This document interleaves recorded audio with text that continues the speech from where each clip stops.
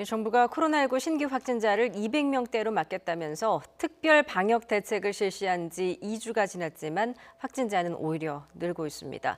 오늘은 551명이 나와서 41일 만에 최대치를 기록했는데요. 전문가들은 4차 대유행을 경고하고 있습니다. 박홍구 기자입니다. 지난달 14일 정세균 총리는 중앙재난안전대책본부 회의에서 이렇게 말했습니다. 정부는 우선 향후 2주간 하루 확진자를 200명대로 줄이기 위해 총력을 다하겠습니다. 정부는 그에 따라 백화점이나 쇼핑몰의 출입 인원을 통제하고 외국인 밀집 지역의 방역 관리를 강화하는 등 특별 방역 대책을 실시했습니다. 또 지난주에는 거리 두기를 유지하는 대신 방역 긴장도를 높이겠다며 복잡한 내용의 기본 방역 수칙을 발표했습니다.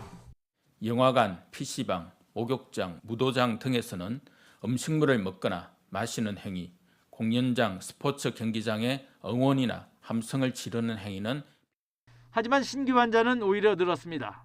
일평균 확진자는 2주 전 432명이었으나 지난주 439명, 이번 주는 474명입니다. 하루 확진자 551명은 지난 2월 19일 551명 이후 최대치입니다. 결국은 우리가 앞으로 2주가 더 중요하다라는 메시지를 너무 많이 드렸기 때문에 우리가 우리 스스로가 양치기 소년이 된 것이죠. 그래서 국민에게 어떤 메시지를 드린다고 하더라도 그 메시지가 잘 와닿지 않는 것이고요. 문제는 이번 확산세가 지난 3차 대유행과 비슷한 양상으로 전개되고 있다는 점입니다. 특별히 눈에 띄는 대규모 집단 감염도 없이 학교와 병원, 사업장 등 생활 곳곳에서 전파의 고리가 이어지고 있는 것입니다. 여전히 전국 곳곳에서 집단 감염이 발생하고 있어서 저희 방역당국 긴장감을 최고로 높여서 대응하고 있습니다. 전국적으로 유행을 특별히 주도하는 집단이나 시설이 특정화되지 않습니다. 방역당국은 검사량을 늘려 무증상 환자를 찾고 변이 바이러스의 국내 유입을 차단하는 데 주력해 4차 유행을 막겠다는 방침입니다. 하지만 전문가들은 4차 유행을 기정사실화하며 거리두기 체계 개편 등 사전 대비를 주문했습니다.